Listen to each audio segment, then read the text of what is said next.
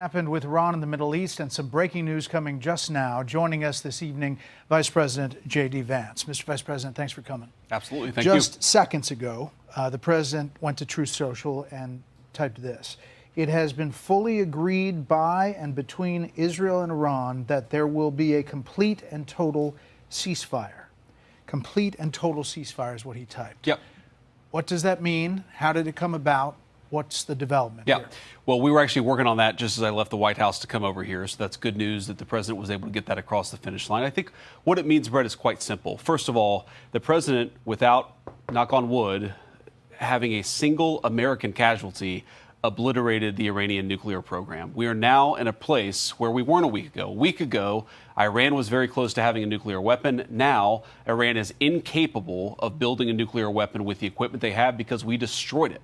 So that's a very, very big thing. Now, what that means, I think, is we have to talk to Iran and, of course, to Israel about what the future holds. Because while we have obliterated the Iranian nuclear program, our hope and our expectation is that they're not going to try to rebuild that program. And I think that's what the president is really trying to figure out here, is to build a long-term settlement here to where we can have peace in the region, where our regional allies and, of course, the American people, most importantly, can be secured, but where we can ensure that the destruction of the Iranian nuclear program that has already happened is not something they try to rebuild. I want to get to the obliterated part in just a minute, but I just want to read this fully so I get the context here. Congratulations to everyone. It has been fully agreed by and between Israel and Iran that there will be a complete and total ceasefire in approximately 6 hours from now, when Israel and Iran have wound down and completed their in-progress final missions for 12 hours, at which point, the ceasefire for 12 hours, at which point the war will be considered ended.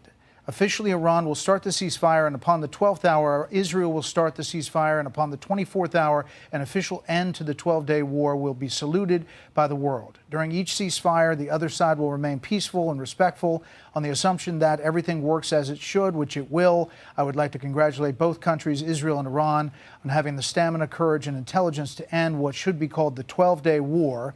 This is a war that could have gone on for years and destroyed the entire Middle East, but it didn't and never will. God bless Israel. God bless Iran. God bless Iran. God bless the Middle East. God bless the United States of America. And God bless the world. He seems confident that this is all coming together. That's right. And when you left the White House, were you thinking this was all gelling here? When I left the White House, I thought that we might be able to get it across the finish line before this broadcast, and it looks like the president has been able to do that. I mean, look, he's been working the phones constantly.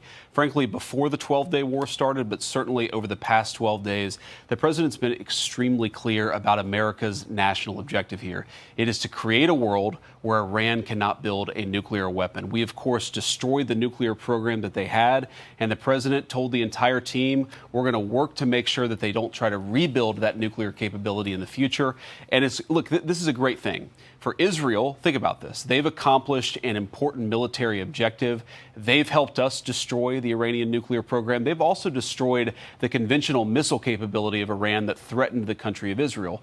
For the Iranians, I think this is a new opportunity to actually pursue the path of peace. As I said yesterday, what the Iranians have showed through their support of terror networks, through their now failed effort to build a nuclear weapon, is that they're just not very good at war. And I think the president really hit the reset button and said, look, let's actually produce long-term peace for the region. That's always been his goal. I actually think when we look back, we will say the 12-day war was an important reset moment for the entire region.